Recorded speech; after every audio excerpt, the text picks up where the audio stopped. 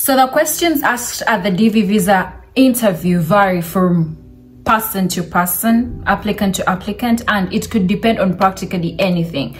Everything is under different circumstances, so it could depend on how this person's day is, how they are feeling, how they want to treat you, how you look. I mean, it's all those things. Are you a family? Are you an individual? So these things kind of vary. Yeah, I've already mentioned that for me, my interview was less than 5 minutes, and I think that was the same case for everyone else that we did the interviews with. Now, I cannot pinpoint. I do not know if they have a script, but there are of course those questions that, you know, cut across of, yeah, this and this and this and this. But like I said, it will vary from applicant to applicant. Yeah, because I could be single, I could probably have a child, and the other person does not. So our questions are definitely going to be different. If these people are family, the questions are going to be different. If this person is having a good day, then they might actually be nice to you. If this person had a rough night, that could also be an issue. So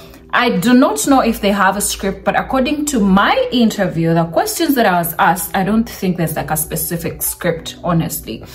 Yeah, so if you're seeing my face for the very first time, my name is Rachel Agasha. I'm an immigrant from Uganda. I moved to the United States in 2022. I won the DV lottery, and that is why I can talk about it. I feel like I have earned the right to. Yeah, so if you have any questions, you can leave them in the comment section. If there's anything you want me to make a video about, please let me know. I share from my experience. I already said this. If you won the DV lottery, either after 2021 or even in 2021, we come from different countries. So I believe if things are not entirely the same, they could be entirely different. Yeah, so if you feel like what I am saying you cannot resonate, you cannot relate, just share your opinion in the comment section so that we help someone out there who needs that information that you're trying to tell me, because me, I am here already. Yeah, and like I said, I share from my experience, so I tell you entirely what I have been through.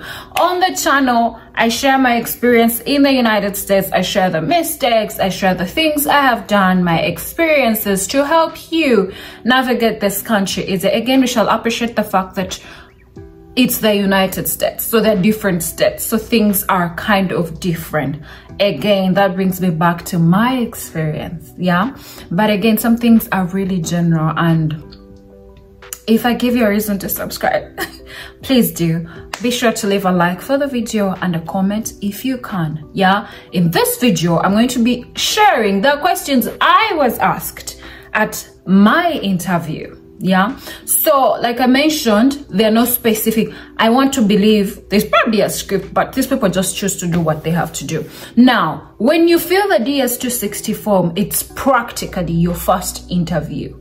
Yeah, after you've been selected, you are required to fill a DS-260 form. Now, in there is why they ask practically everything about you. That's why they ask for everything that they need to know about you. Are you married? Do you have children? Have you committed crimes before? All those things are asked in there. So that is your first interview. Now they have that. So everything that you say at this interview has to be consistent with whatever it is that you said in this DS-260 form.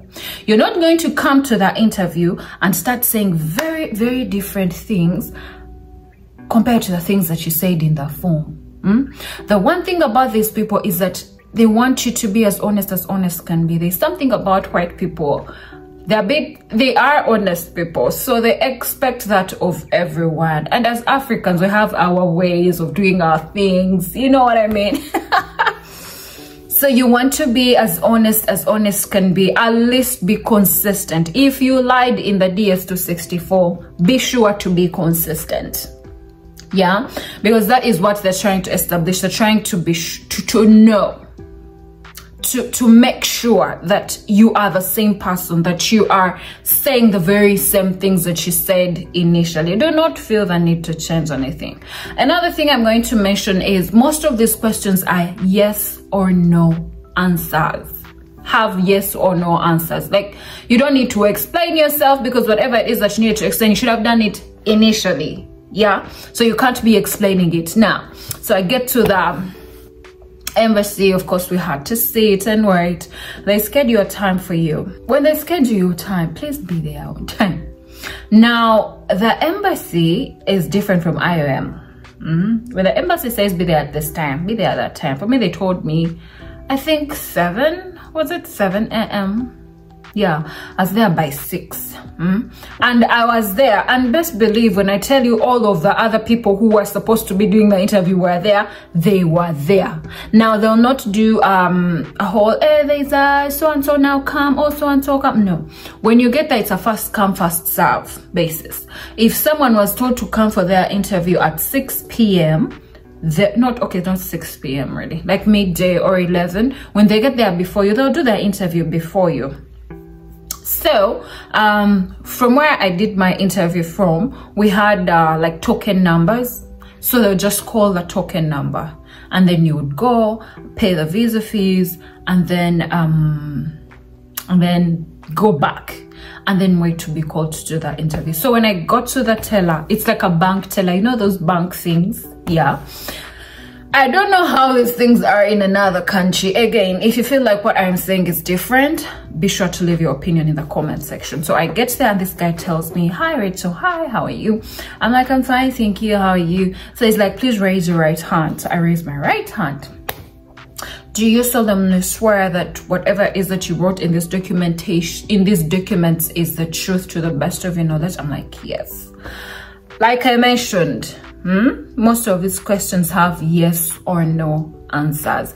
Please don't feel the need to explain yourself. Do not. When they ask you something, just answer yes or no. Yes or no. So the guy asks me, okay, so where are you going? I tell him, what is the purpose for your travel?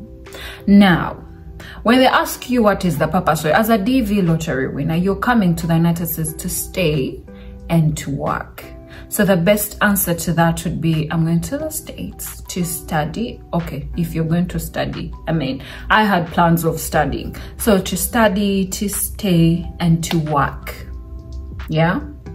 Now, I know I said most of them are yes and no answers, but they're going to ask you some things that require basic knowledge. Yeah. Then they asked me, which state are you going to? I was supposed to be going to Massachusetts. So I'm like, yeah, Massachusetts, you know, that stuff. It's like, okay.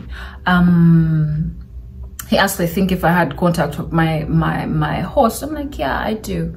Then he asked me if I am married. I'm like, no, I am not married. Now, this is where people make the mistake. You filled your DS-264 and you said you're not married. Now they're asking you at the visa interview, are you married? And you're feeling the need to say yes, you are. Please don't say you are married. I know the period can be long, but please do not say you're married. If you fill the DS, by the time you fill the DS-264, you are not married. It is okay. The moment you travel to the States, you can just apply for your spouse and then they can join you. Please don't feel the need to sabotage yourself at the interview. That is what I would call self-sabotage, you know?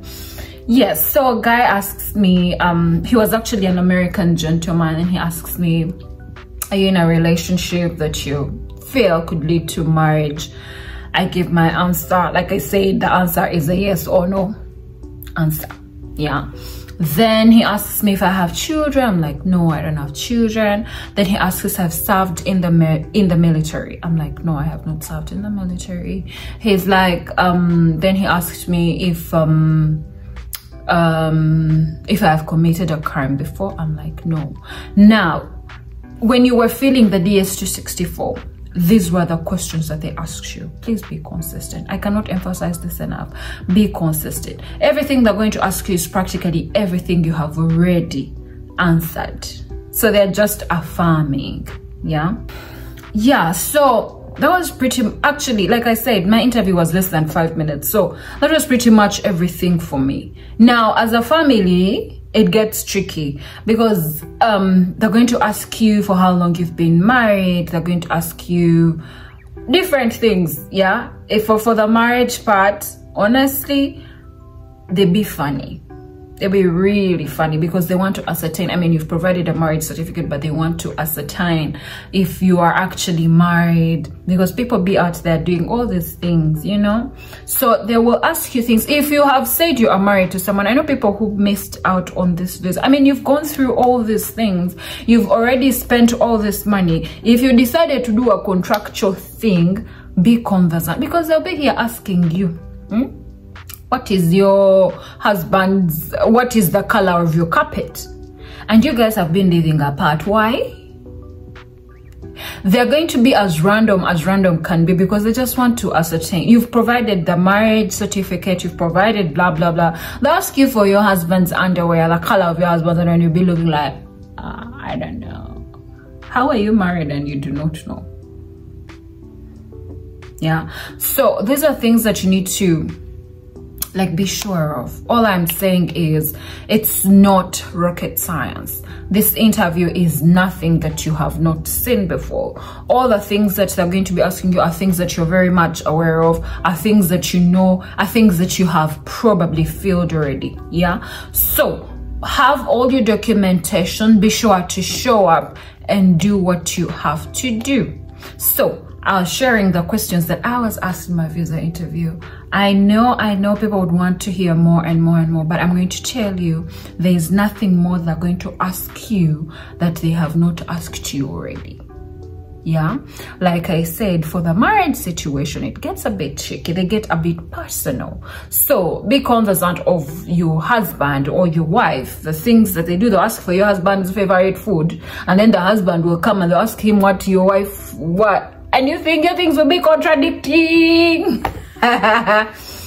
Just do your homework, do what you order. I mean, come on. I mean, it's easy.